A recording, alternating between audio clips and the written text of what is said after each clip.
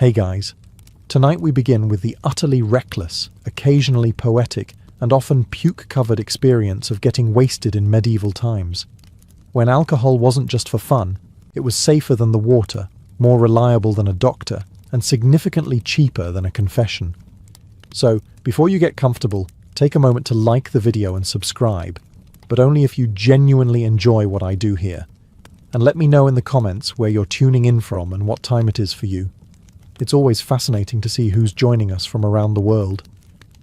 Now dim the lights, maybe turn on a fan for that soft background hum, and let's ease into tonight's journey together. Imagine you're a peasant in 13th century Europe. You've been working the fields since sunrise, you're caked in mud, your back hurts, and you're parched. But instead of reaching for a glass of water, you do something your modern descendants would find deeply alarming. You reach for a tankard of ale. And not because you're trying to get tipsy. No, it's because water could kill you. Medieval people had a healthy, well-earned paranoia of untreated water. Rivers and wells were convenient dumping grounds for sewage, dead animals, and the occasional unlucky traveller. Germ theory didn't exist yet, but people had figured out through trial and very unfortunate error that drinking straight from the stream was a shortcut to spending the night with your face in a ditch, or in a shallow grave. The solution? Small beer, a low alcohol, mildly fermented drink made from grains, barley, and whatever yeast happened to be floating around. It wasn't glamorous, it wasn't strong, but it was safer than the plague-ridden puddle outside. Children drank it, nuns drank it, even monks drank it, though to be fair, they probably had better stuff. The average medieval person consumed about a gallon of ale per day. That's right, a gallon. Not because they were all raging alcoholics, though let's be honest, some were, but because they genuinely didn't trust water. It was also cheaper and easier to produce than wine, especially in Northern Europe. In many places, ale wasn't just a drink, it was a food group, a calorie delivery system in a cup. Liquid bread, if you will, and far less chewable than the mouldy stuff the local miller passed off as food. And no, people weren't staggering around drunk all day. The alcohol content in small beer was usually 1 to 2%, just enough to kill bacteria, not enough to start a tavern brawl before breakfast. But if you drank too much, especially on an empty stomach, things got wobbly. While peasants were chugging low-grade ale to avoid dying from swamp water, monks were doing something a little more refined, inventing medieval craft beer. Yes, in between chanting, copying manuscripts, and regretting their celibacy, monks were quietly becoming the OG brewmasters of Europe. Far from being casual drinkers, they ran full-on brewing operations in their monasteries, and they were good at it. Really good. Why monks? Well, monasteries were clean, relatively stable, and full of men with time, literacy, and access to big pots. Brewing became part of the monastic routine, just like praying, fasting, and passive-aggressively judging each other's handwriting. They brewed for guests, for pilgrims, for charity, and of course, for themselves. Let's not pretend Brother Pius wasn't sneaking a pint between Vespers and Matins. They also perfected recipes. Unlike peasants who just tossed grains in a pot and hoped for the best, monks documented everything. They measured ingredients. They timed fermentation. They even introduced hops to the process. Yes, hops, the plant that gives beer its bitterness and lets you pretend your IPA addiction is sophisticated. And while regular folks were drinking small beer, monks brewed stronger stuff. Why? Because they could. Also, because during fasting periods, solid food was banned, but beer wasn't. This brilliant theological loophole gave rise to what monks lovingly called liquid bread. It had calories, it had flavour, it had alcohol. What more does a cloistered man need? Some monasteries got so good at it that their beer became famous across regions. Townspeople would visit the abbey not for spiritual enlightenment, but for the booze. By the 14th century, many monasteries were running what we'd now call microbreweries, except instead of a guy named Chad in a flannel shirt, it was Brother Gregory with a tonsure and impeccable fermentation notes. Monastic beer became a brand. Even today, several beers still carry names tied to old monasteries, proving that holy men really understood the sacred relationship between man and mug. Before Instagram, before Facebook, and long before you could ruin your reputation with a tweet, there were taverns. And in medieval times, taverns were where everything happened. Weddings were planned there. Deals were made there. Fights broke out there. And yes, people got properly, gloriously, biblically drunk there. Taverns were the medieval answer to both the office and the town square. You went there to hear news, gossip about your neighbours, argue about taxes, and occasionally find out if someone had been secretly excommunicated. It was basically a medieval Reddit thread, except with more beer and slightly fewer trolls. Slightly. The interior was simple: a dirt or straw-covered floor, rough wooden benches, an open hearth, and a tavern keeper who may or may not have cleaned the mugs this week. The air was thick with smoke, garlic, and regret. And on busy nights, you might find travelling musicians, dice games, or an impromptu pig auction taking place between rounds. The drink menu? Modest. Usually ale, maybe cider, and if you were lucky or rich, a bit of wine. But no one came for the variety. They came for the chaos. And in a society where most people worked from dawn to dusk in back-breaking conditions, a tavern was more than a drinking hole. It was a pressure valve. It's also where social boundaries blurred, temporarily. In the tavern, peasants could bump shoulders with merchants, clergy might share a bench with the town blacksmith, and occasionally, someone might start speaking Latin after 2 cups, and no one would stop them. Everyone was equal under ale. Until someone knocked over a jug, then all hell broke loose. Of course, not everyone was a fan. Church leaders complained that taverns were dens of sin, and city councils tried regulating them with about as much success as regulating pigeons. But the truth was simple. Taverns were essential. They kept communities together, let steam blow off, and gave people a place to lose arguments, money, and memory, all in one night. In medieval Europe, how drunk you got, and how much dignity you lost in the process, often depended on your social class. Because getting wasted wasn't a one-size-fits-all experience. It came in tiers, like a really unstable wedding cake with a goat sleeping under it. Let's start at the bottom. The peasant. Your average village labourer drank small beer or weak cider throughout the day, not to party, but to stay alive. It was a calorie source, a water substitute, and frankly, one of the few affordable pleasures in a life full of blisters and taxes. Peasants drank from wooden cups, clay jugs, or, if things got really desperate, their hands. Getting wasted wasn't always the goal, but on feast days, you could count on someone waking up in a haystack with no memory and someone else's shoe. Now, slide up the muddy social ladder to the nobility. Here, alcohol was about status. Nobles drank wine, ideally imported, absurdly expensive, and served in a goblet that could double as a helmet. Wine was often sweetened, spiced or perfumed, because nothing says power like drinking something that smells like your grandmother's closet. Feasts in noble courts were liquid marathons, multiple courses, endless refills, and toasts that went on so long you could grow a beard mid-sentence. Getting drunk at court was common, even expected, but it had to be done gracefully. Slurred Latin and wine-stained robes? Forgivable. Throwing up on the bishop's lap? Slightly less so. Then there were the monks and clergy, floating in their own bubble. Technically celibate, occasionally sober. Monasteries brewed beer, but the priests drank wine. For sacramental purposes, of course, which is a polite way of saying they were usually tipsy by Vespers. But whether peasant or noble, the one universal rule was, don't waste it. Alcohol was valuable.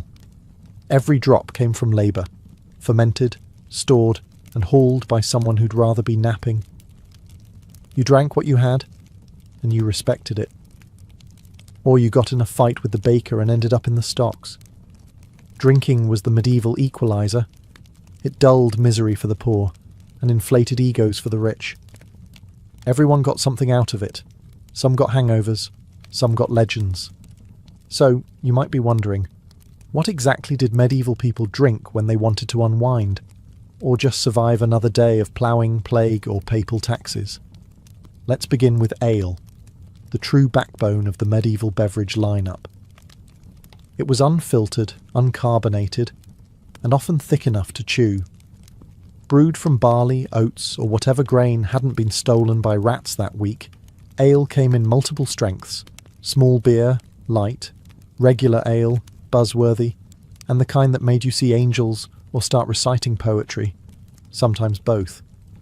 Next was mead, the drink of choice for those who wanted to feel a bit mythological.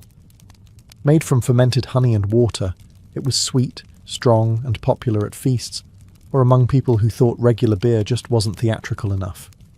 If Ale was the village plumber, mead was the bard with the lute and questionable eye contact. Then came wine, mostly for the rich, the monks, and anyone living in southern Europe where grapes were more plentiful than morels. But medieval wine was a far cry from your modern Merlot. It was often sour, weak, and routinely mixed with herbs, spices, or even seawater. Yes, seawater. Nothing says "I'm classy" like sipping a Cabernet that tastes like brine and regret. You also had cider and perry, fermented apple or pear drinks popular in orchard regions. Sweet, fizzy-ish, and dangerously easy to overdrink, especially if you were already 2 tankards deep into your no work today plan. And then, things got weird. Some folks drank braggot, a medieval hybrid of beer and mead, usually strong enough to peel paint. Others enjoyed posset, a bizarre hot mixture of curdled milk and ale. Picture a foamy soup made by someone who's angry at cows. Occasionally, medicinal concoctions came into play, herb-infused wines that promised to cure everything from headaches to demons. Whether they actually cured anything is questionable, but after 3 cups, no one cared. And finally, there was ale mixed with raw egg, for the brave and the soon-to-be nauseous. Did it help with strength? Maybe. Did it smell like something you'd regret? Absolutely. If you think medieval people drank a lot during regular days, you should see them at a feast. These weren't your grandma's polite dinners. They were all-night carnivals of consumption, meat, music, merriment, and massive quantities of booze. And getting drunk wasn't just accepted. It was basically built into the seating arrangement. Feasts happened for any occasion: weddings, holidays, the birth of a royal heir, the return of someone who hadn't died from crusading, or just because the Lord was bored and wanted to show off his new goblet shaped like a falcon. The drinking began early. Wine or strong ale was poured by the gallon, and guests were expected to participate, enthusiastically. Refusing a toast could be seen as rude, suspicious, or even unpatriotic. In some courts it was practically treason. Toasts weren't just cheers. They were elaborate rituals with speeches, blessings, and the occasional passive-aggressive poem. And every toast was followed by more food, more drink, and usually more bad decisions. Nobles drank from ornate cups, gold, silver, sometimes carved horn, because even intoxication had to be a performance. Meanwhile, servants scurried around refilling mugs, clearing trenches, aka edible plates made of stale bread, and quietly judging everyone. As the evening dragged on and inhibitions vanished, the party often devolved into a blur of singing, wrestling, and long-winded storytelling no one asked for. There are medieval records of people dueling mid-feast over who told a better joke or whose beard had more dignity. And then came the entertainers. Minstrels, dancers, jugglers, or that one guy who made inappropriate shadow puppets after too much mead. All fueled by the same overflowing pitchers. If things went well, you left wobbling, full of roast goose and good cheer. If they went poorly, you woke up under the table next to a jester and a broken lute, swearing you'd never drink again. Until next week. Feasts were structured chaos. And alcohol? It was the social glue and the accelerant. If you thought beer pong was the peak of human civilization, allow me to introduce you to the chaotic world of medieval drinking games, where the stakes were high, the rules were vague, and the chance of injury hovered somewhere around Absolutely. Getting wasted wasn't just a side effect of medieval socializing, it was the main event. And games helped move things along. These weren't structured contests with scorecards. No, these were activities that started with laughter and ended with someone passed out in the turnip bin. One of the most common pastimes? Toasting wars. 2 or more people would try to out-toast each other, not in clever words, but in sheer volume. It was less about poetry and more about surviving round after round without slurring through the words, "to the king's goat." Another classic was casting the dice, often played for drinks, coins, or questionable favours. The dice were crude, often carved from bone, and the rules changed depending on who was sober enough to explain them. And if the game ended in an accusation of cheating? Well, congratulations. You just invented medieval bar fighting, which we'll cover later. There was also, who can drink the most the fastest? Not a creative name, but extremely popular. This was less about winning and more about achieving bragging rights and possibly liver failure. Medieval men prided themselves on how many tankards they could down before falling into a hedge. In noble circles, drinking games were wrapped in rituals and manners, like courtly pledges. A lady might challenge a knight to drink a full goblet in her honour, a task he'd accept dramatically, possibly while composing a short, epic poem and trying not to belch through the rhyming couplets. And of course, there were games with physical consequences, balance contests, spinning challenges, and impromptu wrestling once someone mistook the minstrel for an ogre. The point was never really to win. The point was to drink more, laugh harder, and test the durability of the local furniture. In medieval Europe, drinking wasn't just socially acceptable, it was theologically endorsed. The church may have wagged its finger at taverns and bar fights, but when it came to wine, that was holy business. Let's start with the basics. Communion wine. At every Mass, the priest would lift the chalice, say a few sacred words, and boom! It was now the literal blood of Christ. And then he drank it, often several times a week, sometimes daily. Now, it's not like priests were doing keg stands in the cathedral, but the ritual meant a steady, respectable intake of wine, all in the name of salvation. And wine wasn't reserved just for communion. Monasteries produced barrels of the stuff, technically for religious use, but somehow always with enough left over for, let's say, personal reflection. Monks documented their vintages, praised the divine quality of fermentation, and occasionally ended sermons a bit slurred. Then you had saints who were practically the patron protectors of partying. St. Bridget of Ireland once prayed for a lake of beer for the heavenly host. And yes, that's a real quote. St. Arnold of Soissons is said to have saved thousands by urging people to drink beer instead of water during a plague. Science? No. Accidentally correct. Absolutely. Even religious festivals doubled as excuses to drink. Christmas, Easter, Saints' Days, they weren't just for praying. They were for feasting, singing, and warming your soul and bloodstream with ale or mead. Pilgrims often stopped at monasteries where monks offered hospitality in the form of bread, shelter, and just enough wine to make the next leg of the journey spiritually questionable. And if you passed out under the altar table, well, you were just resting in the presence of the Lord. Of course, the Church condemned excessive drinking, but like most medieval rules, enforcement was wildly inconsistent. A noble might get a stern sermon, a peasant might get tossed in the stocks. A monk, he'd just get reassigned to less liquid duties. Let's be honest, in a world where beer was safer than water, someone was always bound to overdo it. And while medieval society loved a good feast and a bit of booze-fueled cheer, there was a limit. Once you crossed the line from merrily tipsy to shouting at goats and trying to joust a fence, that's when the town stocks came into play. Yes, the dreaded stocks. Medieval society's favourite blend of punishment and public entertainment. These wooden contraptions clamped your ankles, wrists, or neck and left you stuck in the village square, exposed to the elements, hecklers, and occasionally a very disappointed sheep. Getting put in the stocks for public drunkenness wasn't rare. If you were loud, rude, vomited somewhere sacred or strategic, or decided to moon a local bishop, you might find yourself clamped into public humiliation by dawn. The punishment wasn't just physical, it was deeply social. Your friends, neighbours, and that one nosy blacksmith's wife all got to watch you squirm, stew, and sober up slowly in full daylight. Children might throw old vegetables.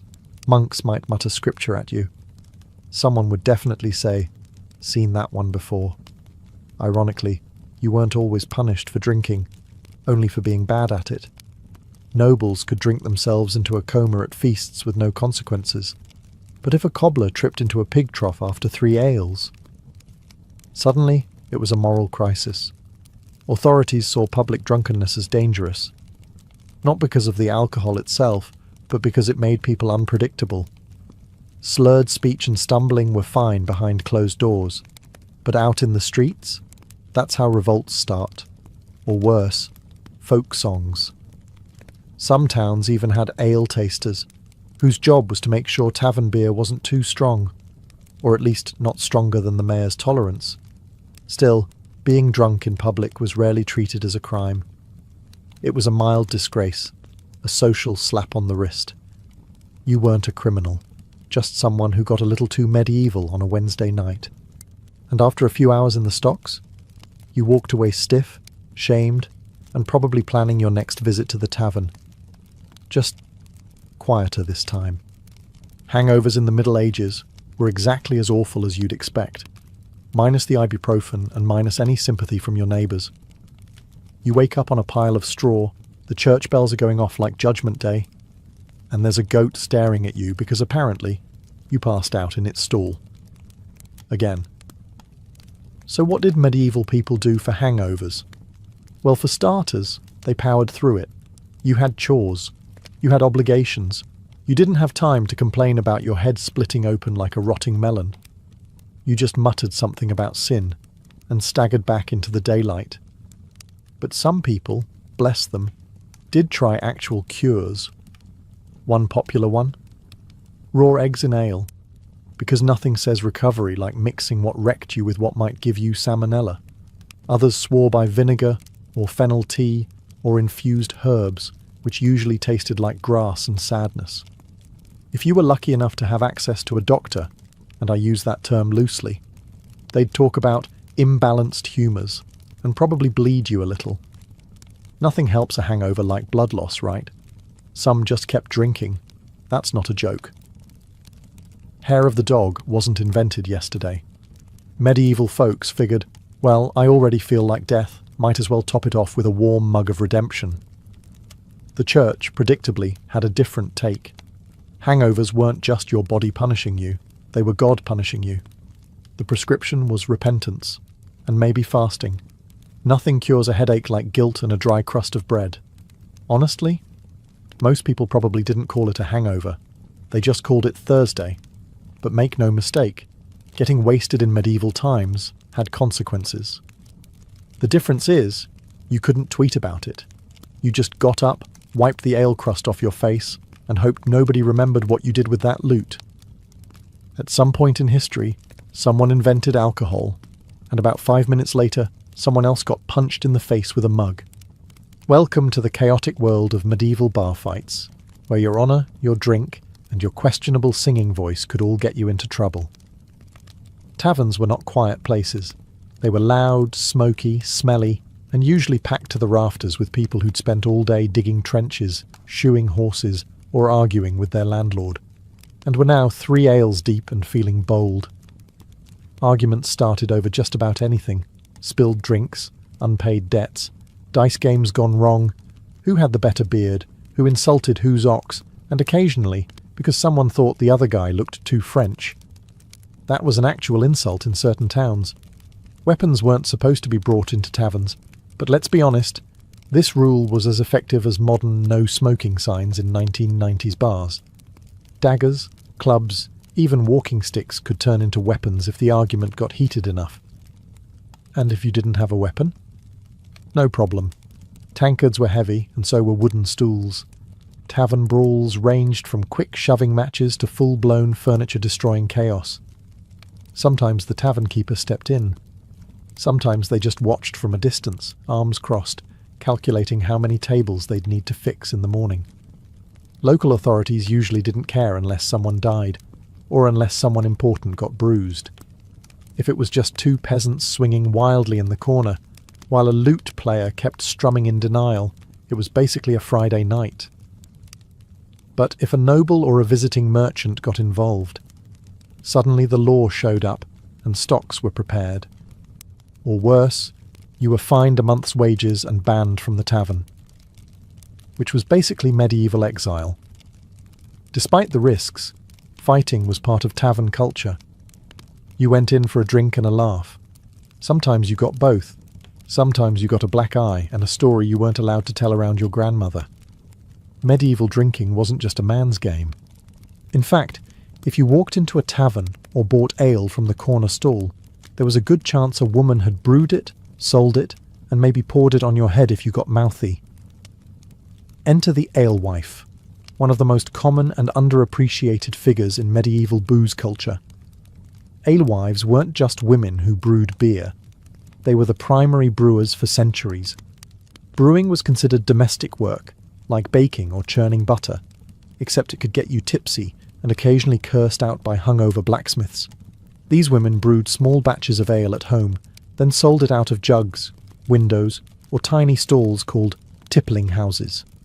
Some operated out of their kitchens, others ran full-on public alehouses.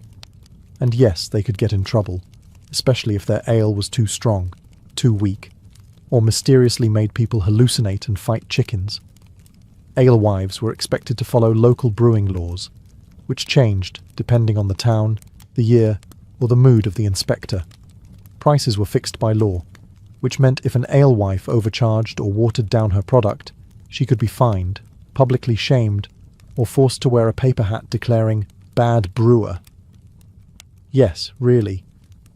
Then there were tavern maids who worked inside the alehouses, pouring drinks, scrubbing tables, and trying not to get groped by guys named Oswald with 3 teeth and too much mead in his system. These women had to be tough, fast, and fluent in insults. Some were just trying to earn a wage. Others flirted their way to better tips. A few married rich drunks and retired early. The medieval dream. But women weren't just behind the bar. They drank too. Especially at festivals, weddings, or after dealing with 8 children and a cow that refused to cooperate. Drunkenness wasn't praised in women, but it wasn't unheard of either.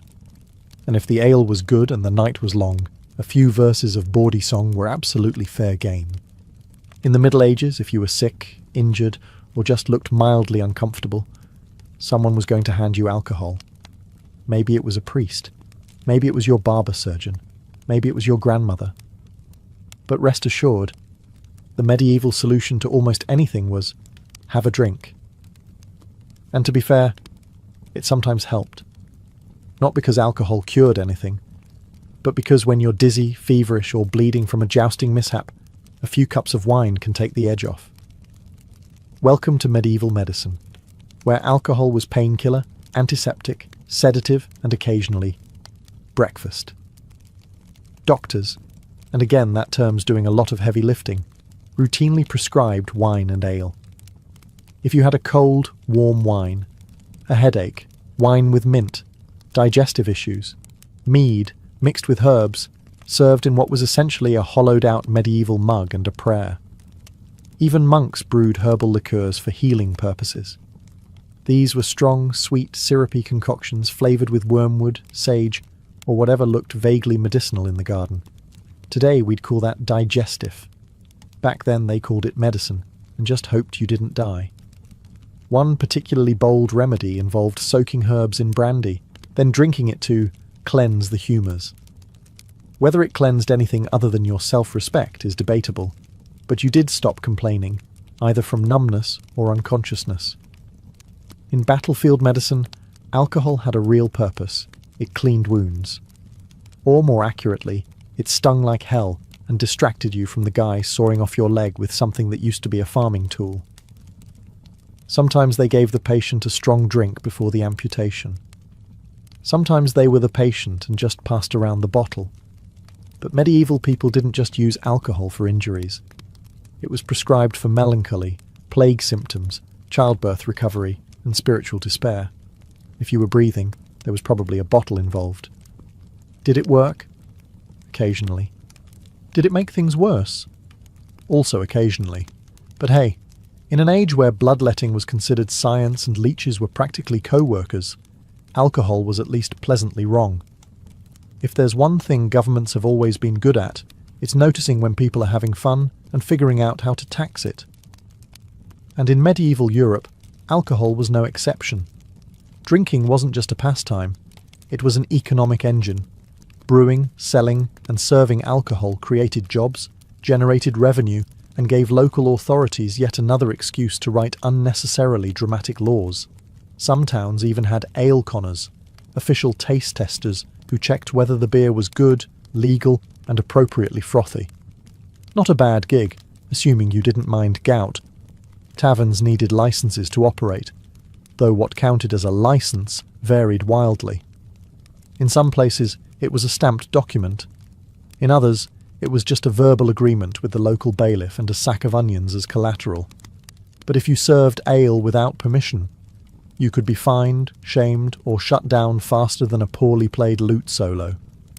Prices were also regulated. That's right, price caps on beer.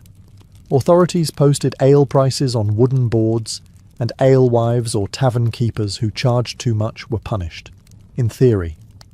In practice, if your ale was strong and your cousin worked at the mayor's office, things got flexible. And then came the taxes. Ale taxes, wine taxes, malt taxes. In some places, there were even drinking vessel taxes. Imagine getting fined for using a cup that was too fancy. Welcome to medieval capitalism. Monasteries and nobles often had tax exemptions, of course, because nothing says divinely inspired like not paying duties on your barrels of mead. Meanwhile, peasants were stuck paying levies on every batch they brewed for family gatherings, even if it tasted like watery sadness. But these regulations didn't stop people from drinking. They just made them more creative. Some taverns operated unofficially, some brewers sold off the record, and others simply bribed the right people and hoped no one checked the ledgers too closely. The result? A booming, slightly illegal, ale-soaked economy, built on loopholes, gossip, and the unshakable human desire to have a pint at the end of a long day. In short, medieval booze wasn't just social, it was business, and business was booming. By the end of the medieval period, the way people drank, and what they drank, started to shift. Slowly, subtly, and with far fewer pigs in taverns. One major change came with the rise of stronger alcohol. Distillation, that magical process that turns wine into something that could clean wounds and erase memories, became more refined in the late Middle Ages. This gave birth to early versions of brandy, aquavitae, water of life, and other dangerously potent drinks that made beer look like toddler juice. At the same time, international trade expanded. Exotic spices, new brewing techniques, and, eventually, sugar and rum made their way into Europe. With every shipload of imported goods, drinking culture evolved. Mead and ale began to lose ground to wine and spirits, especially among the wealthy, who now wanted to sip imported claret and pretend they were part of the Renaissance. Taverns also got an upgrade. By the 16th century, some evolved into inns and public houses, early versions of the pub. Drinking was no longer just something you did after work. It became a structured part of travel, politics, and even postal delivery. Yes, medieval mailmen drank. Frequently. And then came the Reformation, which poured cold water and guilt on a lot of the party. Reformers like Calvin and Knox were not big fans of public drunkenness. Suddenly drinking became a moral battleground, and taverns were accused of being dens of sin, sloth, and questionable fiddle-playing. Governments got stricter, licensing laws multiplied, taxes increased. Public drunkenness was increasingly criminalized. But the desire for a good drink? That never went away. It just adapted. Alewives were pushed out by guilds and male-run breweries. Wine was regulated by state-appointed officials. Spirits became fashionable in court. And slowly but surely, drinking moved from an everyday necessity to more of a social choice.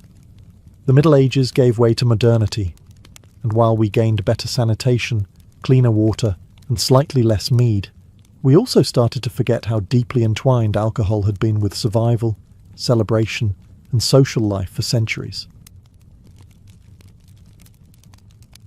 In ancient Babylon, love was not a spontaneous, rosy-cheeked affair.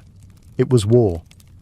And like any good war, it required strategy, incantations, and sometimes the assistance of a very grumpy demon.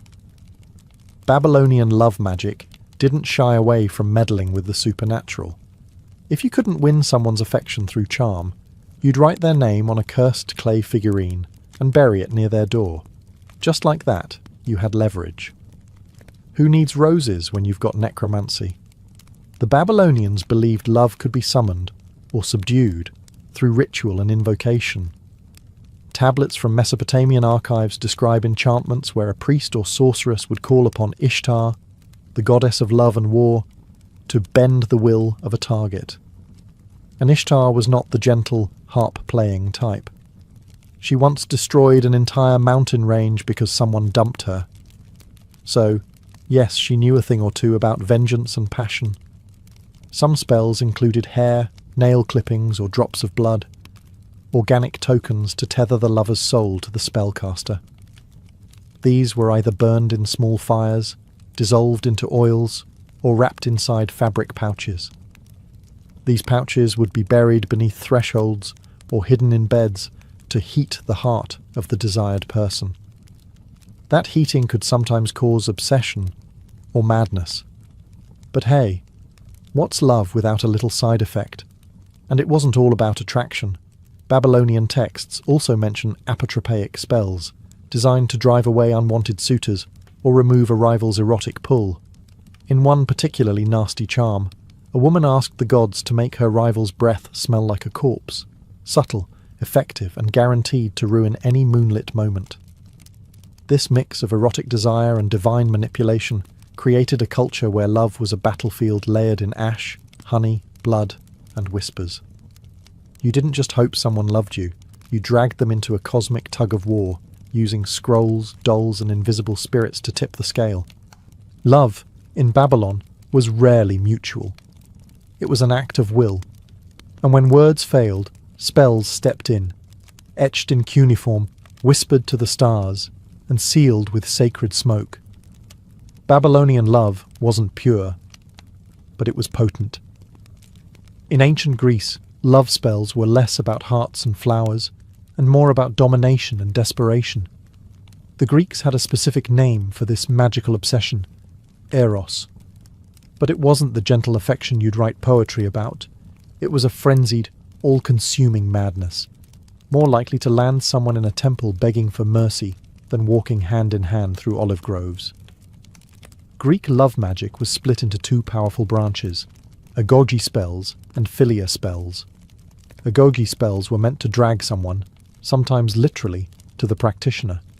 Usually used by men, these spells aimed to inflame lust, cause sleeplessness, and even make the victim hallucinate until they surrendered to desire. A typical agoge spell might say something like, "Burn her heart until she comes to me crawling." Yes, crawling. Greeks were not subtle about their intentions. The spells were often written on lead tablets, cheap, durable, and heavy with symbolism, and buried in graveyards or wells, places considered gateways to the underworld. Why? Because these spells often invoked underworld spirits or restless ghosts to do the dirty work. You wanted someone to fall in love? You'd call on a dead guy who had nothing better to do? On the other hand, philia spells were more affection management. These were often used by women trying to maintain peace in marriages or control their husband's wandering eyes. Rather than summon burning passion, philia spells focused on harmony and loyalty. They were sometimes infused into wine or oil, acting like magical tranquilizers hidden in daily rituals. Of course, herbs and potions played their part. Greeks used aphrodisiacs like mandrake root, which looked vaguely human and was believed to scream when uprooted, probably not ideal first-date material. Love potions also included honey, myrrh, and even crushed bones, mixed into drinks or rubbed onto clothes. A particularly strong recipe involved menstrual blood, an intimate and powerful ingredient believed to tie a man's soul to his lovers forever. Greek erotic magic wasn't romantic in the modern sense. It was strategic, visceral, and usually aimed at control rather than consent. Eros, the god of love, was often depicted blindfolded and armed with arrows for a reason. Love wasn't just blind, it was dangerous, and the Greeks knew exactly how to weaponize it. When it came to love, the ancient Romans took what the Greeks started and added more wine, more drama, and far more legal loopholes. Roman love spells weren't merely folk traditions whispered by lonely hearts. They were considered tools of influence, status preservation, and, occasionally, straight-up revenge. In a society obsessed with order and honour, controlling another person's desires became a stealthy way of rewriting fate itself. Roman love magic came in many forms, but deficciones, binding spells, were among the most popular. These were usually etched into thin sheets of lead and folded like cursed love letters before being buried in tombs or tossed into rivers. The idea? Entrap the target's mind, body, and spirit by invoking chthonic deities like Pluto or Hecate. The writing was often sharp, commanding, and full of desperate pleas. Some read like court summons, others resembled melodramatic fan fiction. A particularly eerie example from Rome asks that a woman named Victrix burn with love for me, Marcus, like a torch, day and night, until she can no longer bear to be without me. Sounds romantic. Until you realize Marcus buried that spell next to a child's grave to add extra power. Roman ethics. Optional. Perfumes and oils were another avenue for magical manipulation. Women would anoint themselves, or their intended lovers, with concoctions laced with herbs like vervain, mint, or even belladonna, which could sedate or stimulate depending on the dosage. A sweet-smelling woman might not just be trying to impress, she could have been dosing her toga-wearing crush with a micro-love spell in liquid form. One particularly scandalous Roman tactic was the so-called Venus wine, a potent love potion allegedly containing animal parts, exotic herbs, and bodily fluids. Slaves and courtesans were rumoured to slip it into their masters' goblets to tilt the power balance. If the potion didn't work, at least the hangover might spark some vulnerability. Roman law, interestingly, did acknowledge love magic, but not as a crime of passion. Instead, it was lumped into sorcery and considered a public threat if it disrupted property rights or inheritance. Love was all fun and games until someone cursed a senator into celibacy. For the Romans, love was political, magical, and occasionally toxic, just the way they liked it. In ancient Egypt, love was sacred, mystical, and dangerous in the hands of the wrong priest. Egyptian love spells combined religious devotion, poetic metaphor, and, when needed, ruthless manipulation. These weren't the ramblings of a heartbroken teen. They were carefully composed rites, often recorded on papyrus and backed by the authority of deities like Hathor, Isis, and Bez. If your heart was broken in Egypt, you didn't cry, you conjured. Egyptians believed love could be stirred like a potion or unlocked like a tomb, and their magic reflected this. A common technique was the dream spell, in which the spellcaster summoned a god or demon to appear in the dream of the desired person. The spell would whisper, "You long for her, like the desert longs for rain." Elegant? Yes. Manipulative? Absolutely. One recovered papyrus from the Ptolemaic period describes a spell where the target's heart is likened to a captive bird, fluttering endlessly unless reunited with the one who cast the charm. These texts were often written in red ink, considered magically potent, and sometimes included miniature drawings of bound figures or symbolic birds with clipped wings, a visual cue just in case the gods needed reminding. But it wasn't all about metaphor. Physical objects had power too. Wax figurines were used to represent both the spellcaster and the target. These dolls were anointed with perfumes, pierced with needles, or placed in jars with inscribed love formulas. And depending on the goal, passion or punishment, the results varied wildly. Want affection. Rub the doll with lotus oil. Want revenge for rejection. Add scorpion venom. Potions were popular, often involving ingredients like honey, wine, mandrake root, and, unsurprisingly, blood. Some spells even required menstrual blood mixed with beer, which was believed to bind the man's soul to the woman through shared essence. Offer that at a modern cocktail bar and see how it goes. What truly set Egyptian love magic apart was its divine undertone. These weren't mere tricks, they were invocations. Love and lust were seen as natural extensions of divine will. But divine will could be influenced with the right hymn, the right words, and a properly charged amulet. Ingredients that walked the line between medicine, magic, and outright poison. You weren't just wooing someone with roses. You were slipping them a cocktail of hallucinogens, animal parts, and sometimes your own bodily fluids. If modern dating is complicated, at least it doesn't usually involve powdered mummy. In ancient love magic, ingredients weren't chosen for their smell or taste. They were selected for symbolic and spiritual force. The more potent or taboo the object, the more power it was believed to have. Hair, fingernails, spit, and menstrual blood were commonly used because they contained personal essence. To bind someone, you needed part of them, or part of yourself. But some recipes went well beyond the personal. In Babylon, spells sometimes called for scraps of lion skin, crocodile fat, or the feathers of nocturnal birds, creatures thought to live between worlds. In Egypt, scorpion venom might be smeared onto amulets or mixed with myrrh to stir both desire and dread. In Rome, spells occasionally included the ashes of burned bones, or, disturbingly, the remains of condemned criminals. If love couldn't be earned, it would be stolen from the world of the dead. One particularly twisted Greek recipe instructed the user to obtain the bones of a bat, grind them with honey and wine, and leave the mixture beneath a moonlit statue of Aphrodite. Drink it, and your target would become mad with desire. Of course, they might also become mad, full stop. Many potions blurred the line between aphrodisiac and poison. Belladonna, mandrake, and henbane were all popular ingredients. Taken in the right amount, they induced lightheadedness and emotional openness.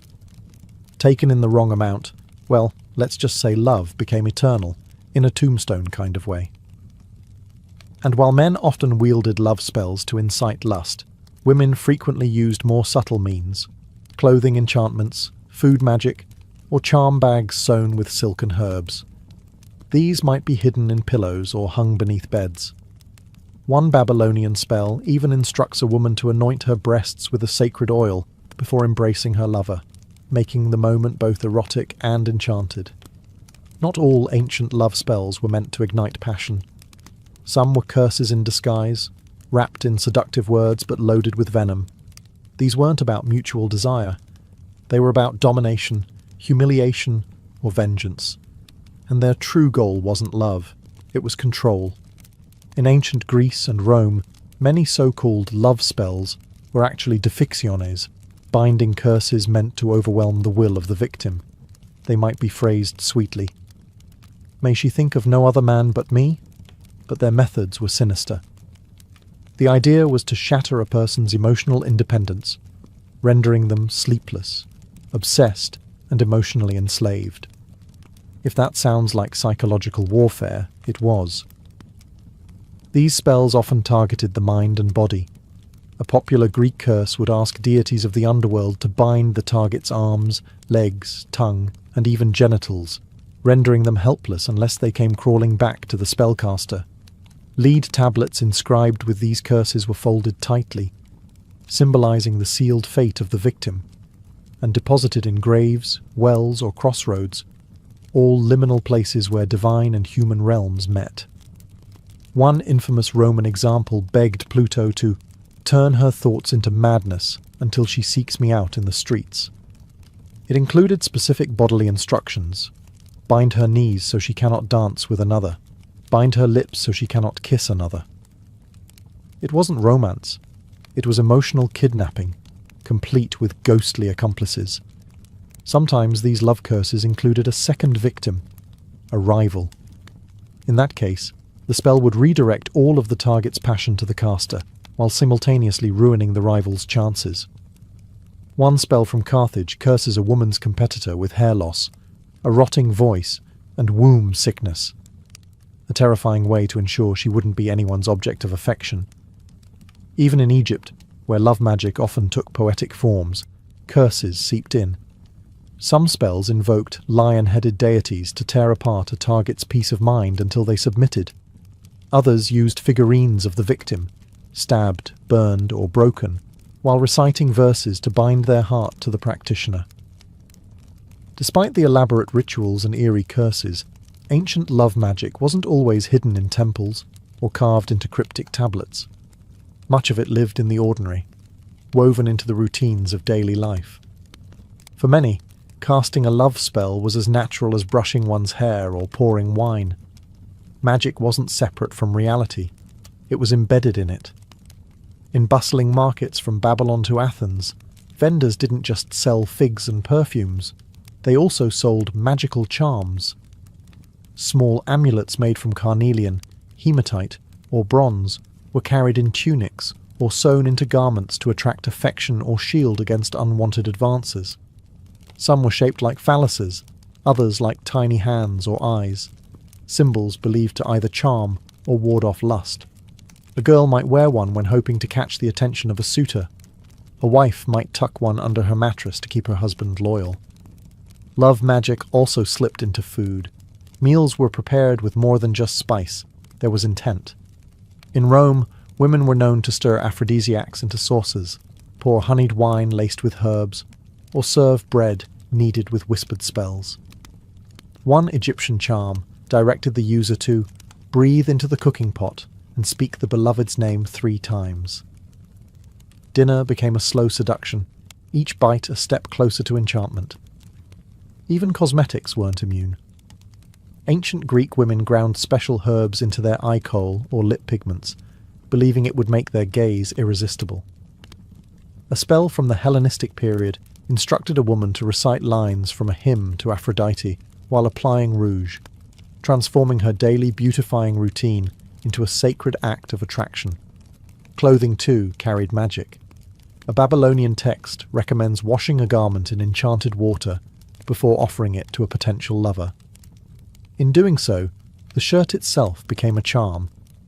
And if that lover wore it? The spell was said to tighten like a net. These everyday spells weren't always grand or theatrical. They were subtle, intimate, performed in kitchens, bedrooms, and bathhouses. To the ancients, love magic wasn't reserved for desperate sorcerers or vengeful aristocrats. It was for everyone.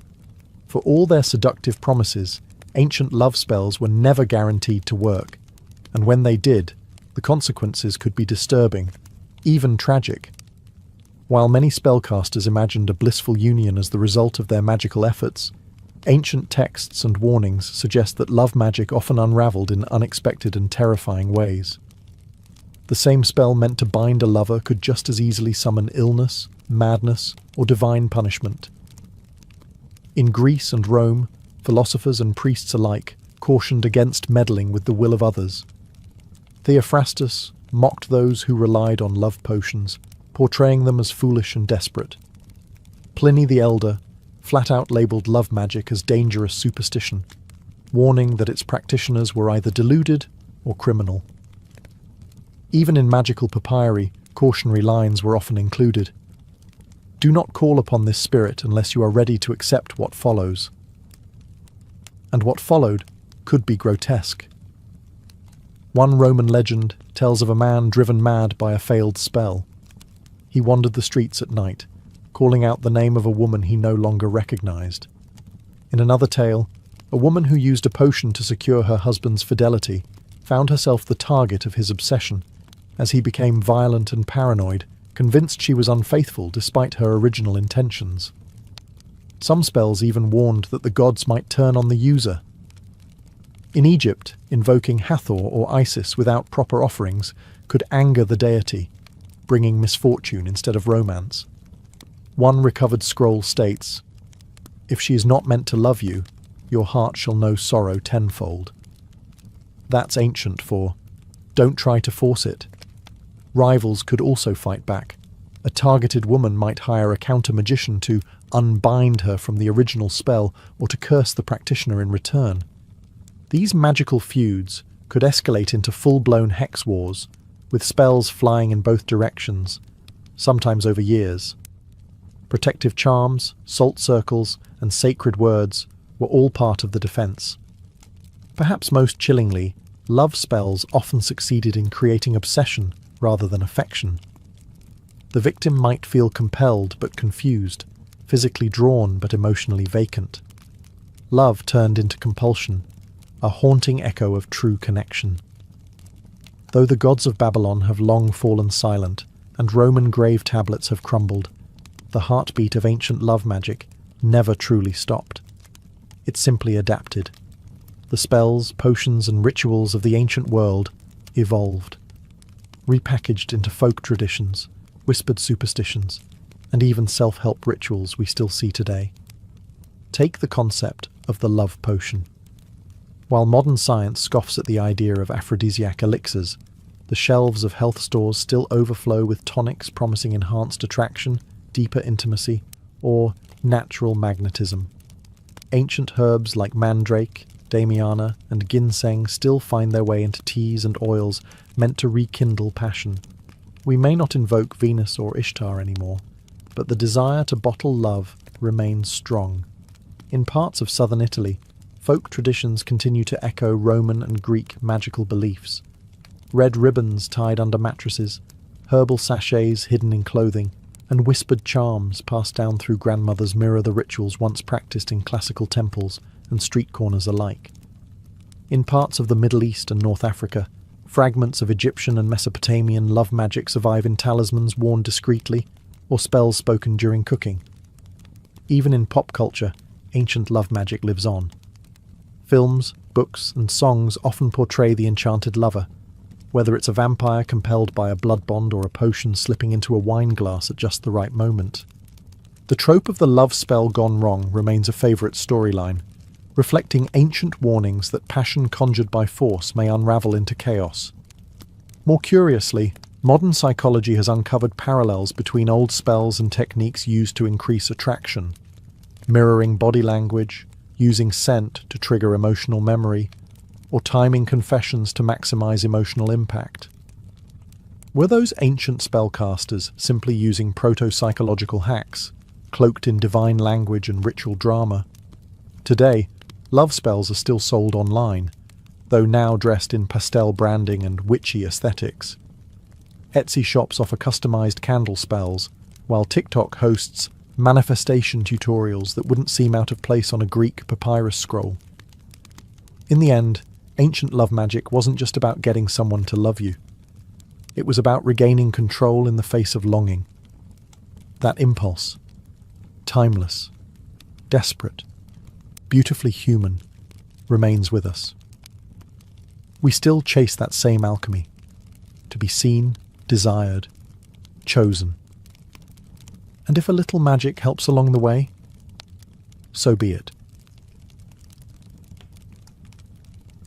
In ancient Greece, sport was not a pastime, it was a sacred duty, a divine performance of flesh and will before the gods. Nowhere was this more evident than at the Olympic Games, first held in 776 BCE in Olympia, a sanctuary site dedicated to Zeus. For over 1,000 years, Greeks from city-states across the Hellenic world gathered every 4 years, not for politics or war, but to chase immortality through muscle and grit. The games weren't casual contests.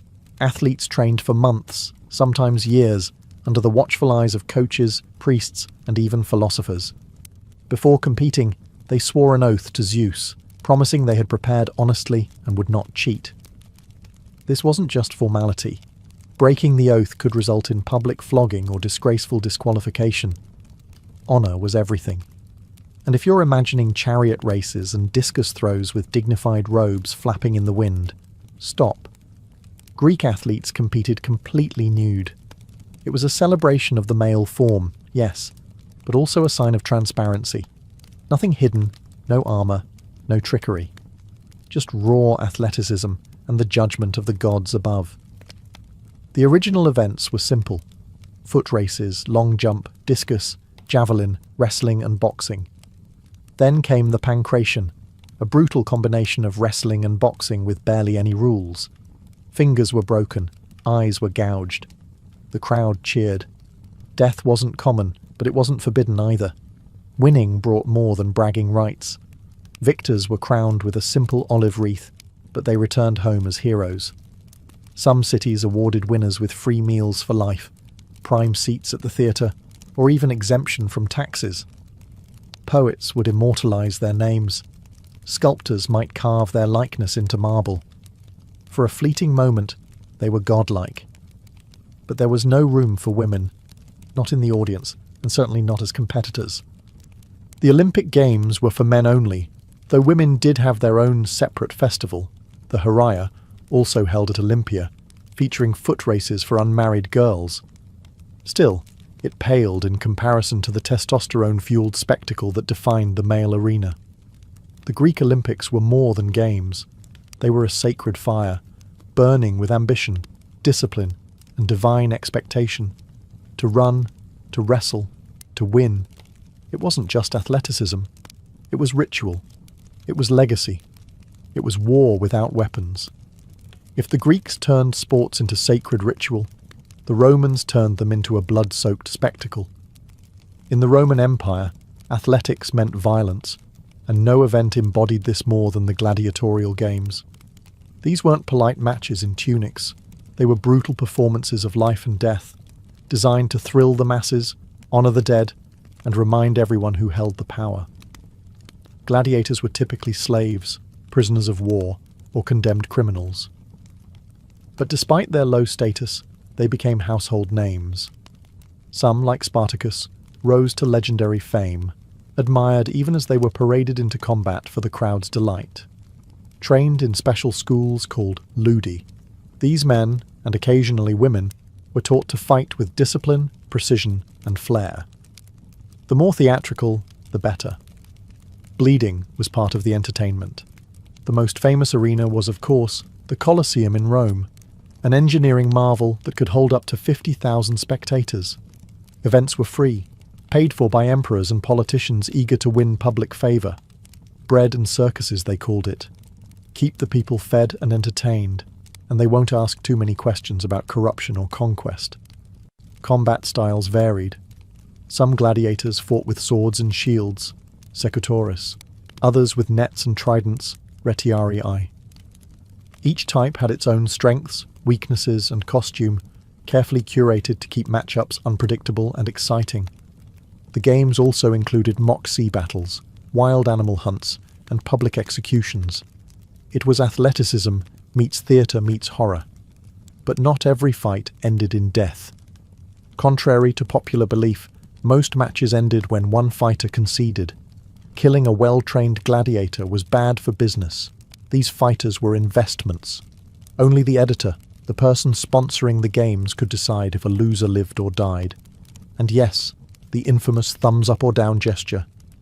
Probably a myth. Ancient sources are ambiguous, so let's chalk that up to Hollywood flair. Despite their blood-stained purpose, some gladiators achieved celebrity status. They received gifts, fan letters. Yes, ancient graffiti has been found praising their beautiful thighs, and sometimes even freedom. Retired gladiators could become trainers, bodyguards, or minor celebrities. Long before football, baseball, or basketball, the peoples of Mesoamerica played a game that was part sport, part religious drama, and part cosmic allegory. Known today as the Mesoamerican ball game, or by its Nahuatl name, Olamalistli, this was no weekend leisure activity. It was a sacred rite, a political tool, and occasionally a death sentence. Played by the Olmecs, Maya, and Aztecs, The game involved a heavy rubber ball, sometimes weighing as much as 4 kilograms, that players had to keep in motion using only their hips, elbows, knees, or thighs. No hands allowed. The goal varied by region and era, but in many cases it involved hitting the ball through a vertical stone ring mounted high on the court wall. Considering the size of the ball and the limited body parts allowed, scoring a point was nothing short of miraculous. The courts, known as tlachtli or pok-to-pok arenas, were shaped like a capital I, with sloping sides and often surrounded by carvings depicting gods, warriors, and scenes of sacrifice. These weren't your average playgrounds.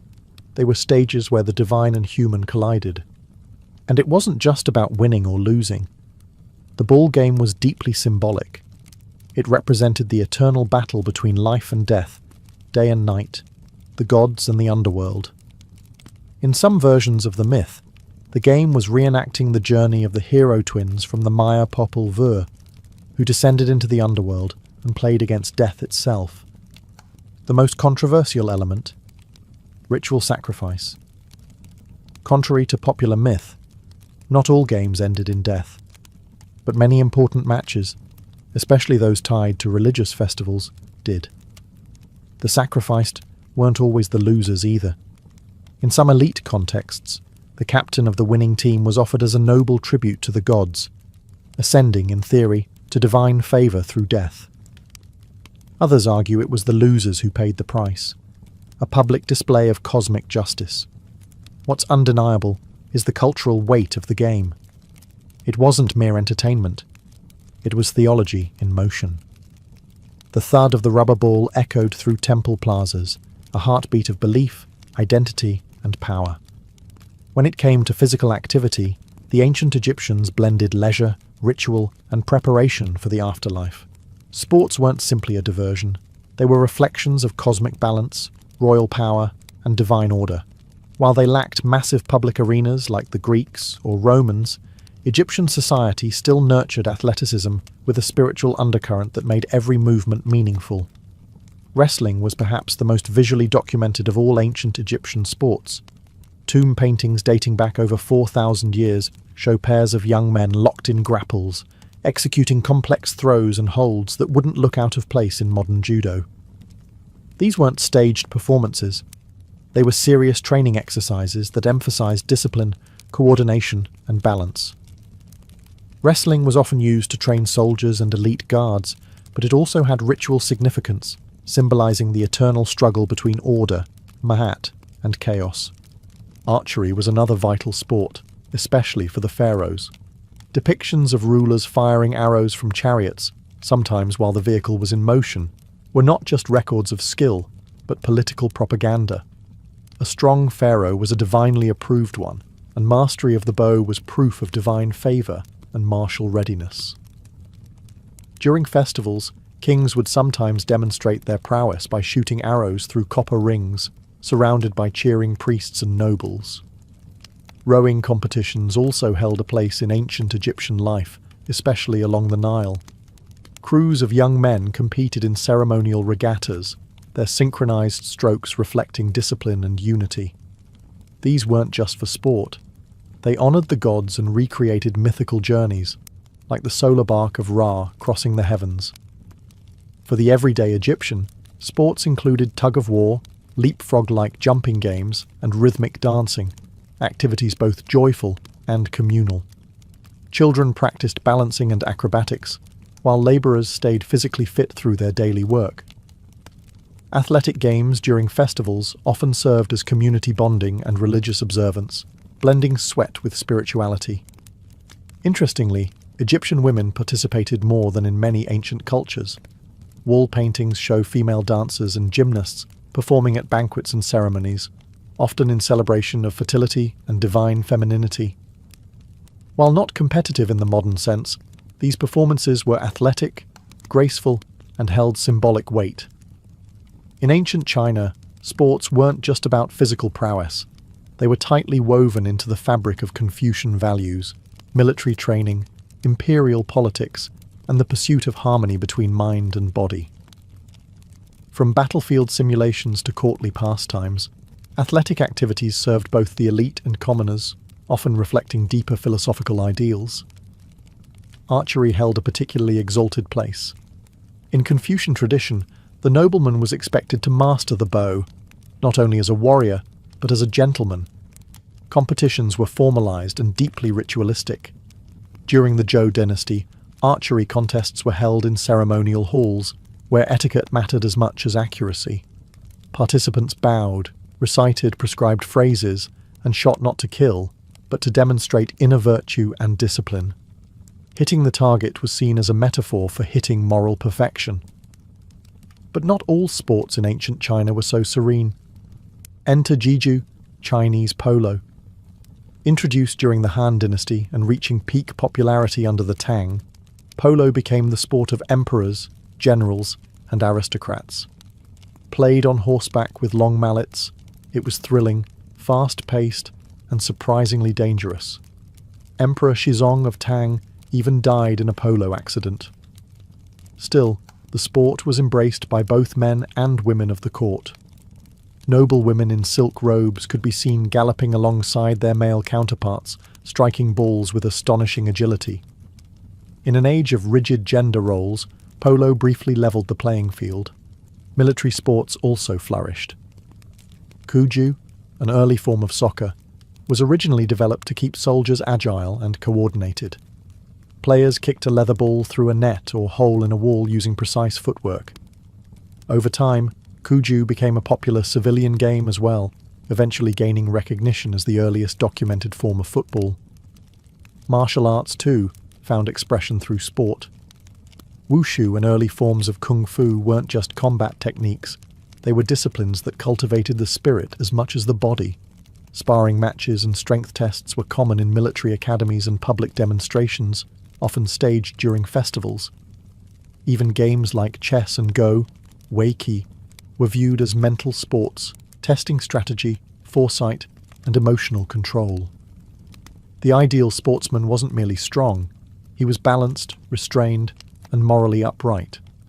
In the ancient Near East, spanning Mesopotamia, Assyria, Persia, and beyond, sports were rarely just games.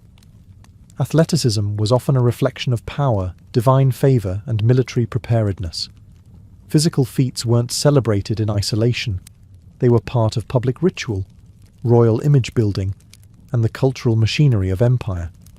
In Mesopotamia, the earliest known urban civilizations developed a range of physical activities, though they didn't formalize sport quite like the Greeks. Wrestling, for example, features prominently in Sumerian art and literature. The Epic of Gilgamesh describes the hero wrestling the wild man Enkidu in a contest so fierce that it shakes the very foundations of the city, only for the two to end up as lifelong companions. Wrestling wasn't just for sport, it symbolized raw strength, dominance, and respect among equals. Kings were expected to be physically formidable. Assyrian and Babylonian rulers often commissioned reliefs showing themselves hunting lions or engaging in military drills. These weren't staged for mere vanity. They were political statements. Killing a lion by hand wasn't just a show of courage. It declared that the king could tame chaos and uphold order. That lion hunt? It was state-sponsored propaganda in muscular form. The Persians under the Achaemenid Empire developed one of the earliest formalized military training programs that blended athletics with ethics. Young boys were taught to ride a horse, draw a bow, and speak the truth, a triad that fused sport, warfare, and moral education. Archery and horse riding were both vital, not just for battle readiness, but as symbols of elite status. Public displays of strength also played a role in temple rituals. Festivals often included competitions like foot races, stone lifting, or even ceremonial fights, depending on the region and deity being honoured. These events were watched by priests, officials, and sometimes even kings, reinforcing the idea that the body, like the city or the cosmos, needed to be strong and disciplined.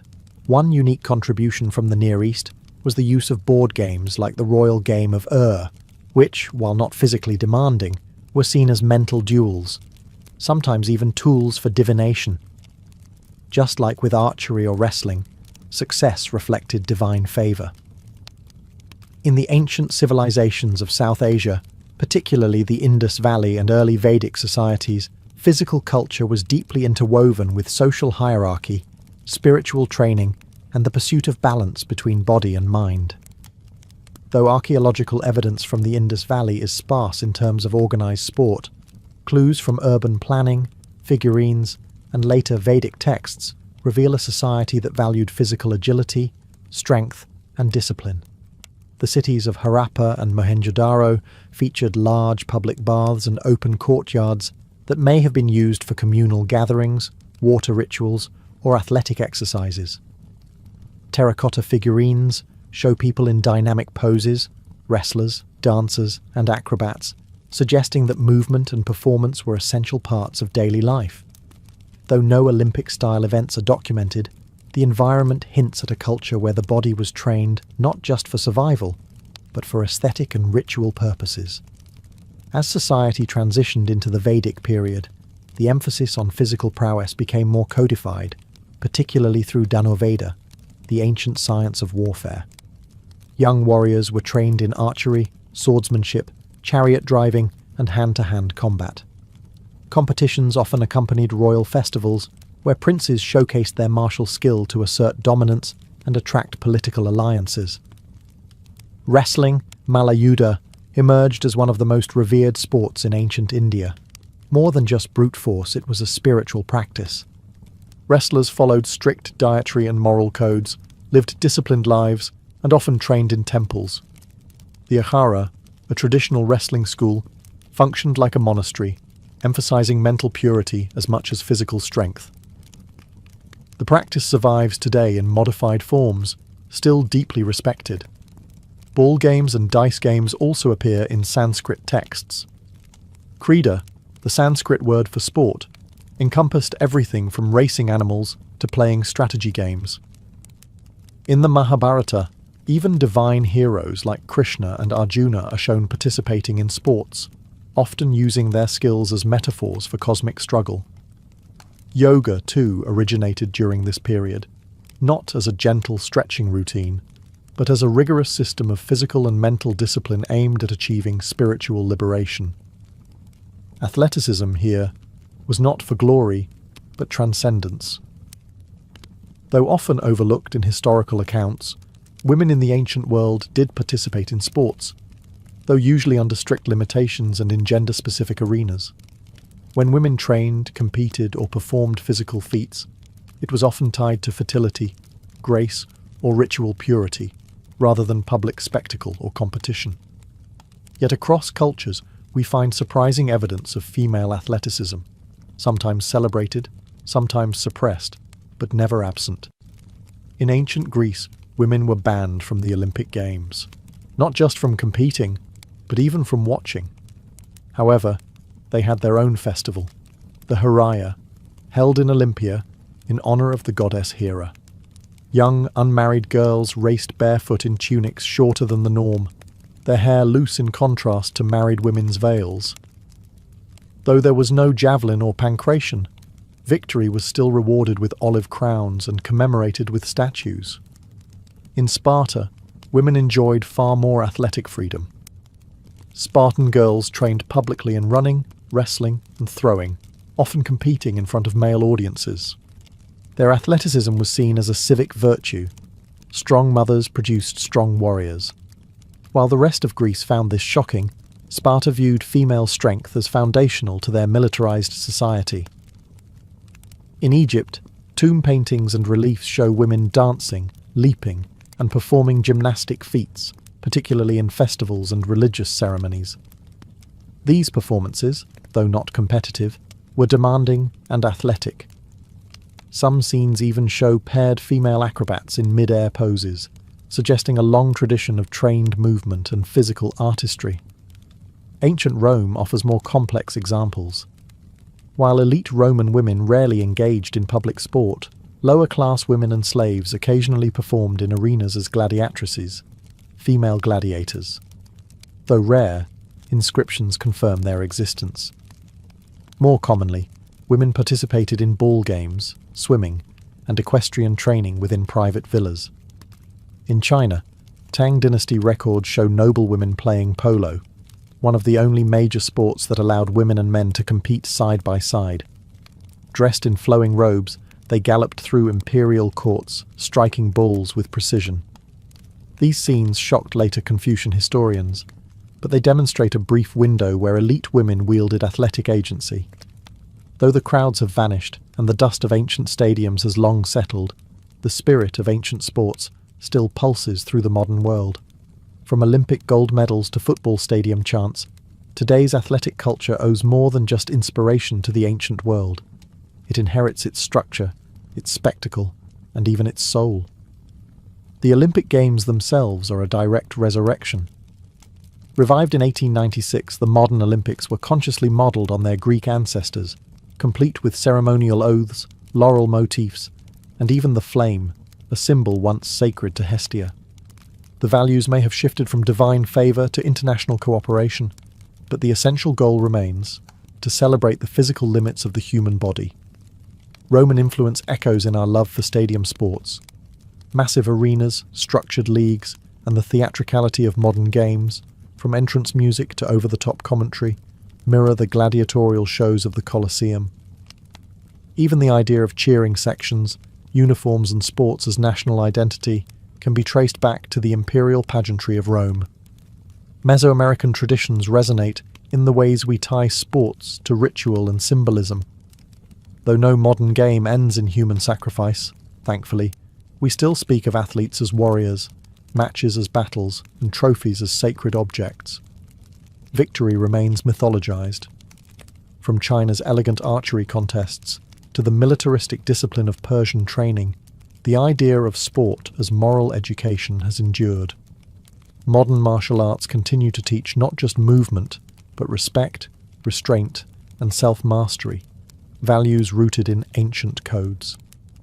Even forgotten games like Cuju and Krida have seen renewed interest as historians and enthusiasts seek to rediscover the diverse origins of modern athletics. Ancient board games, too, are reappearing in popular culture, not as dusty relics, but as reminders that competition isn't always physical. Perhaps most striking is how the ancient world framed sports as more than recreation. They were political tools, religious expressions, and acts of identity.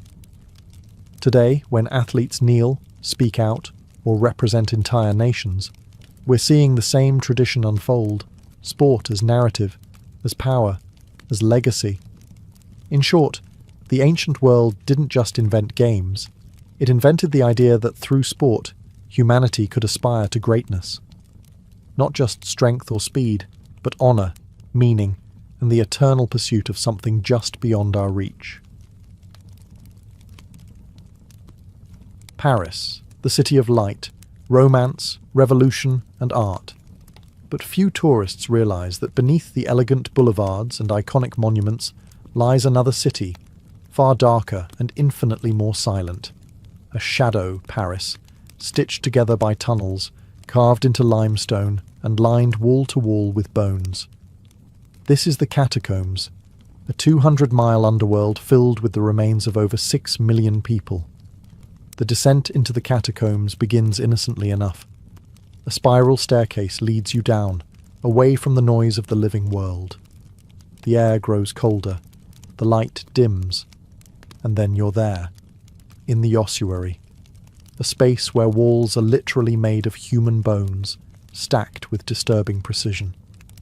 Skulls are arranged in rows like trophies, femurs cross-hatched in decorative patterns. Some tunnels even form shapes: hearts, crosses, columns. It's morbidly artistic and disturbingly calm. This macabre labyrinth was never built with tourists in mind. In fact, the catacombs began as limestone quarries, dug as early as the Roman era. Paris grew by using the very bones of its earth. Limestone for buildings, cathedrals, bridges. But by the 1700s, those empty quarry tunnels would take on a new role, because the living were running out of room for the dead. By the mid-18th century, Paris faced a dire crisis.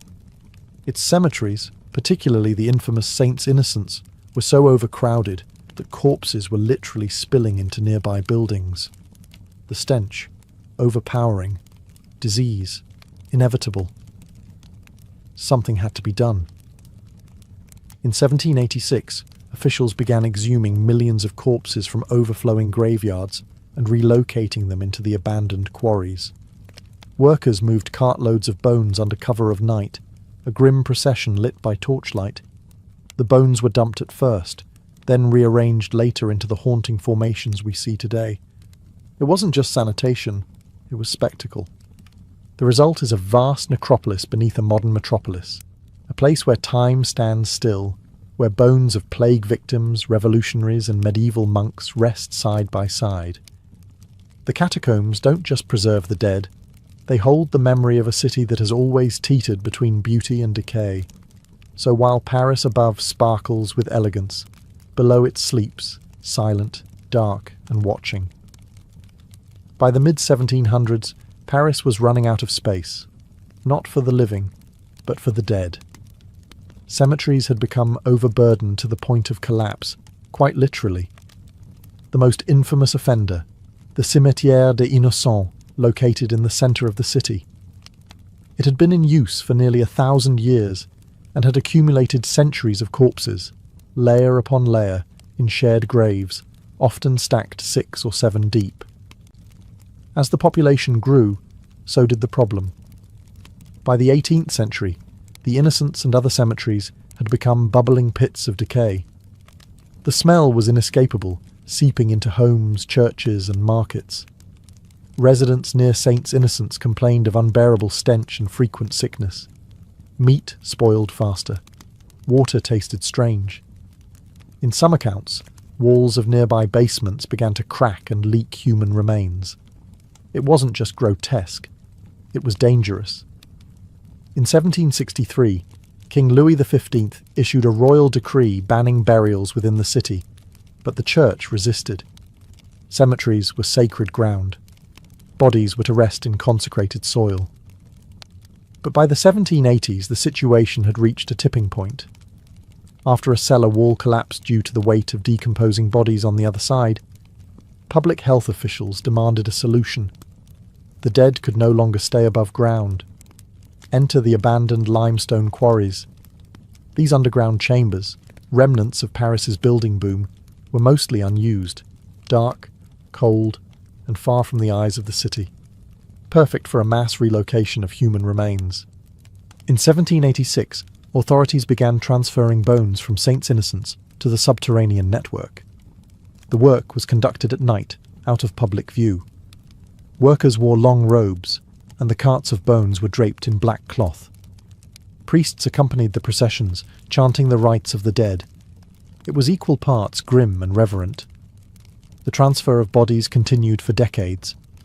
Other cemeteries were emptied too, Saint-Étienne-de-Grès, Madeleine, and Montmartre among them.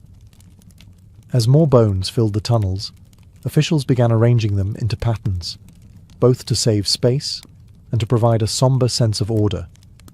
This crisis, born of too many dead and too little land, created one of the world's most chilling monuments. The catacombs weren't just a solution, they were a reminder that even in death, the city must be managed. Step into the ossuary section of the catacombs of Paris, and it becomes instantly clear. This is no random bone dump. This is architecture. A cold, meticulous symmetry crafted not from stone or brick, but from human remains. Skulls line the walls in neat rows, framed by femurs and tibias.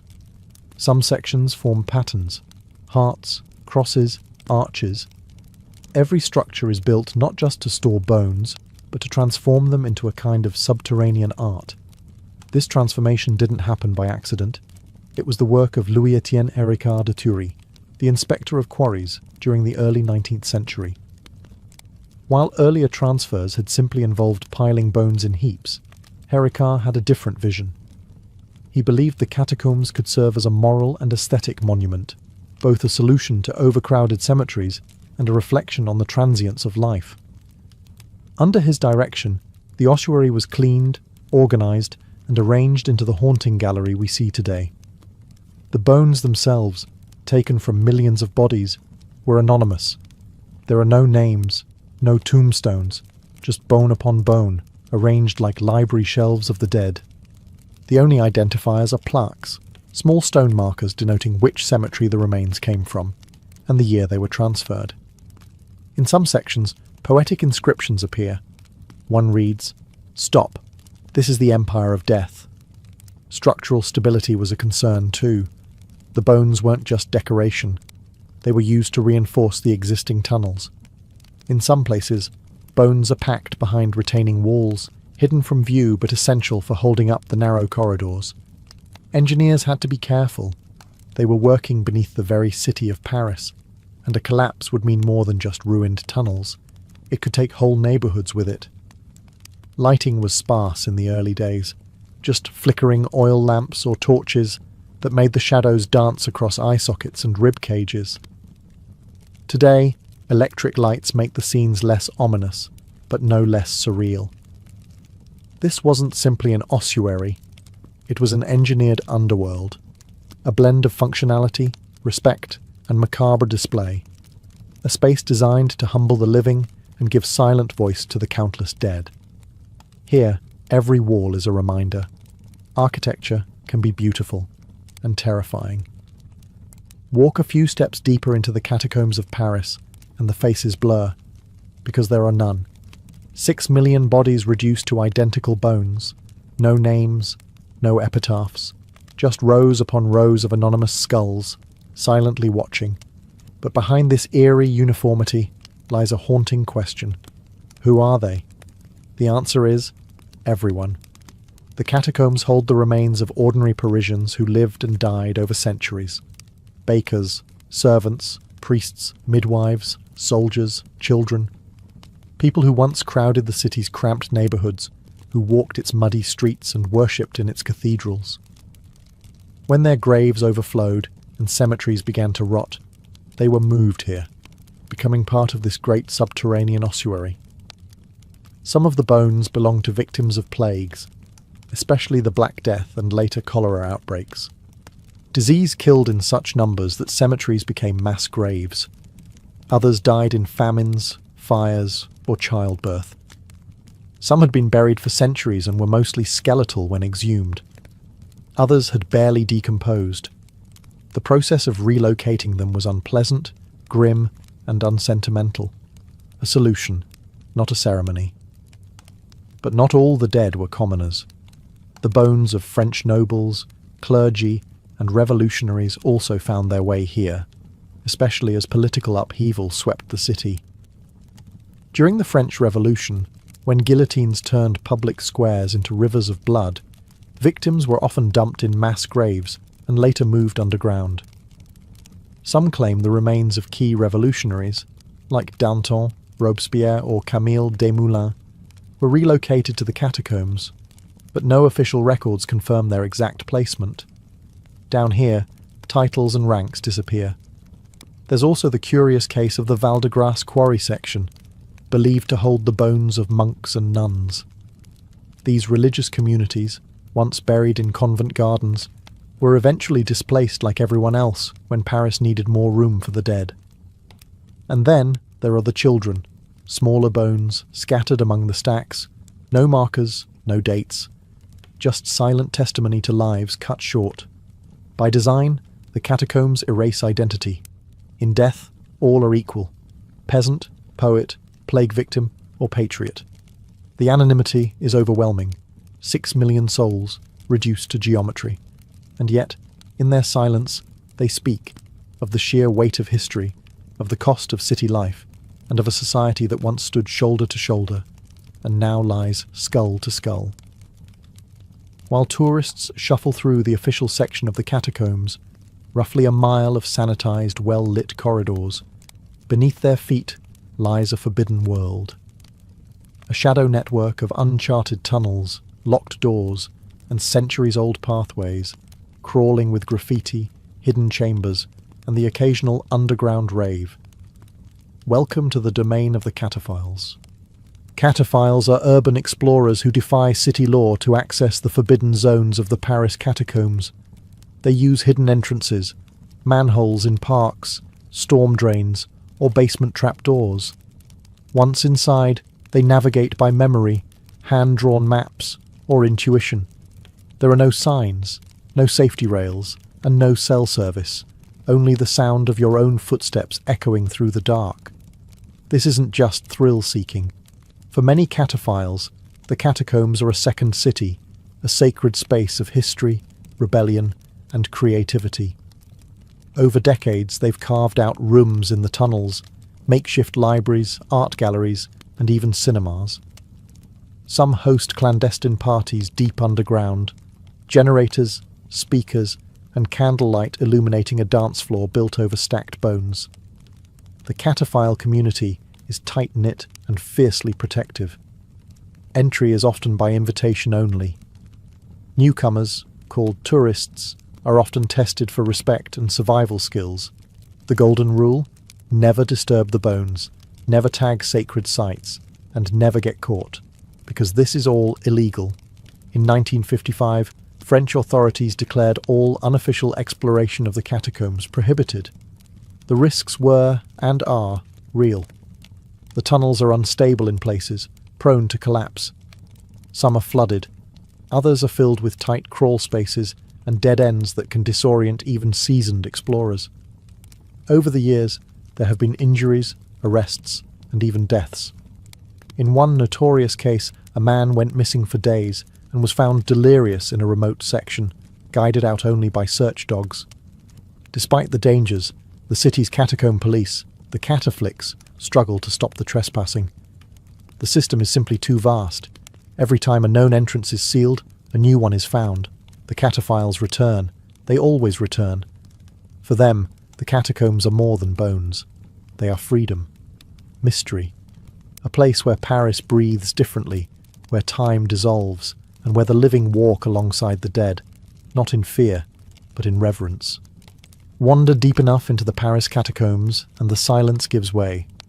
Not to voices, but to symbols. Messages scratched into limestone. Cryptic arrows, names, faces. Cryptic poetry in fading paint.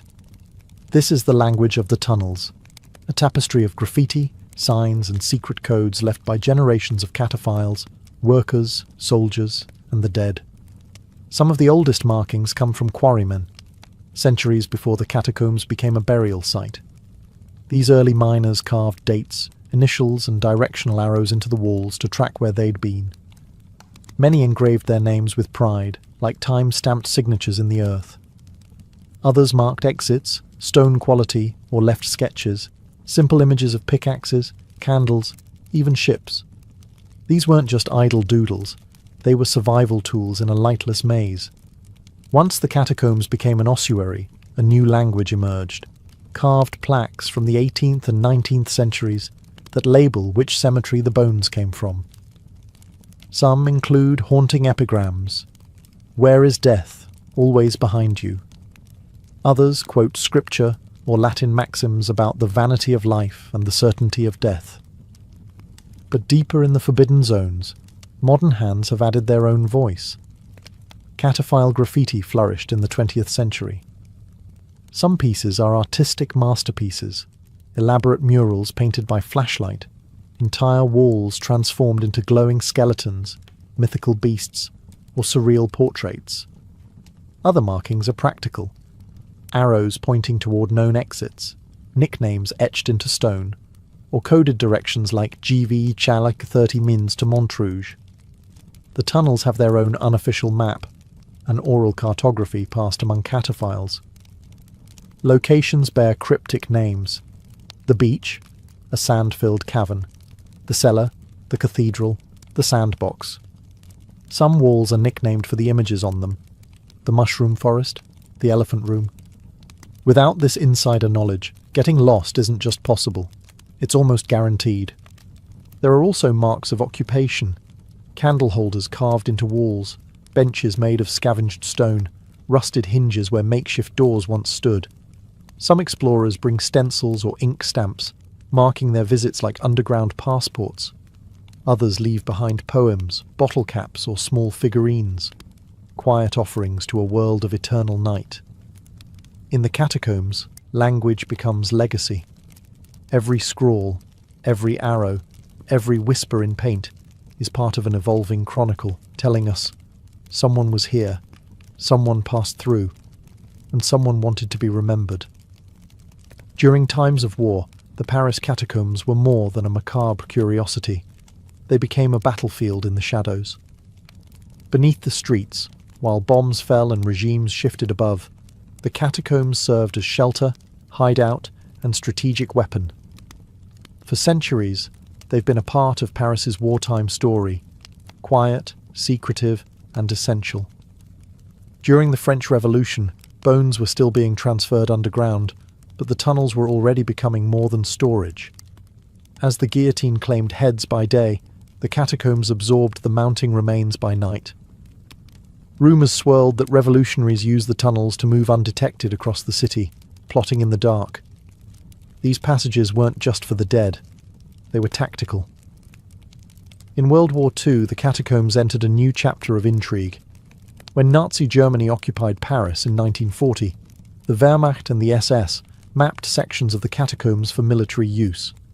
In one infamous case, a bunker was constructed beneath the Lycée Montaigne, right within the tunnel system. Hidden from the Allies, it served as a command post, complete with reinforced walls, supply storage, and communication lines. But the resistance was watching. The French resistance, ever resourceful, also used the catacombs. Underneath enemy-controlled Paris, they navigated these tunnels with expert knowledge, staging ambushes, smuggling weapons, and conducting meetings in the echoing dark. It was a game of subterranean cat and mouse. One level below the Nazis, French fighters moved like ghosts. The cataphiles of the time, those already familiar with the unofficial sections, became invaluable.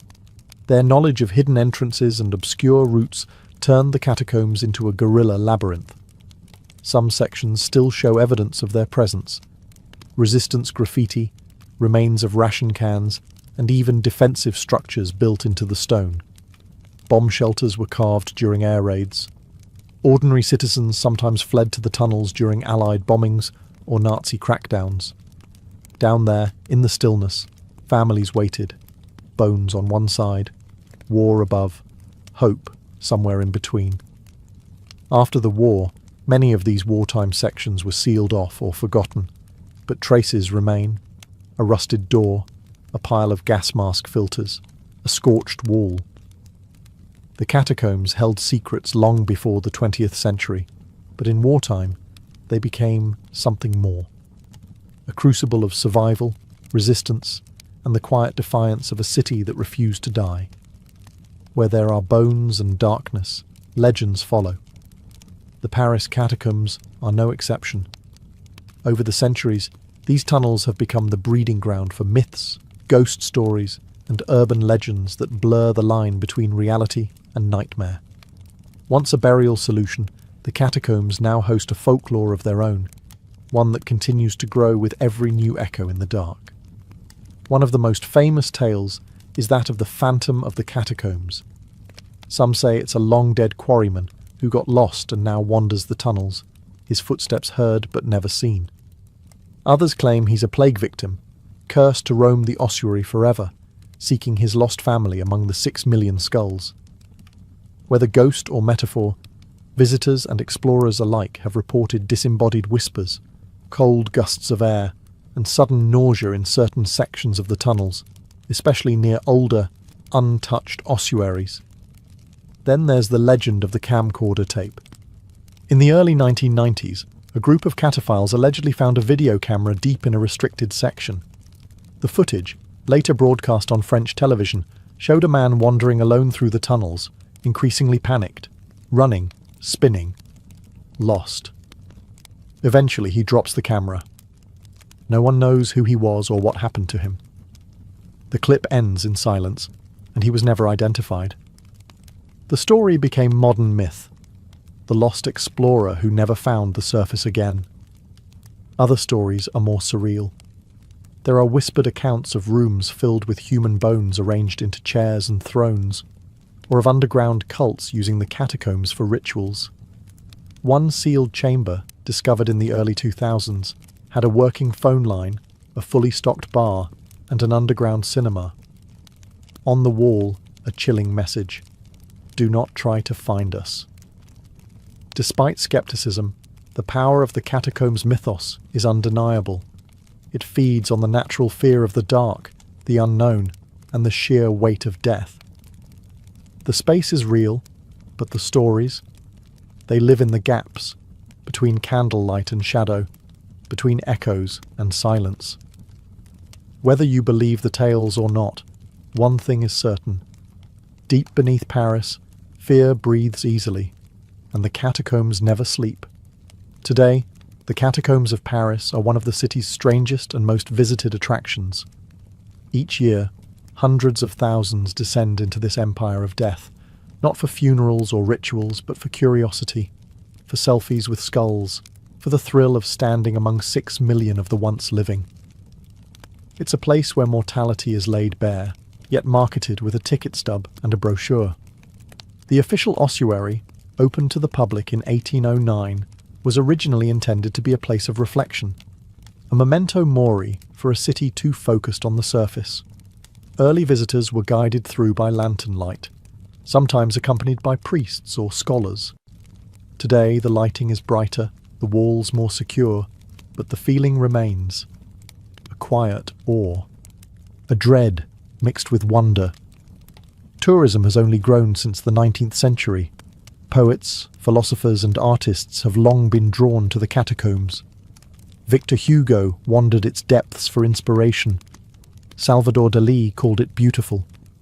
And for many, it's become a pilgrimage, not just to confront death, but to marvel at how meticulously death has been organized, stacked, and displayed. Yet the catacombs remain controversial.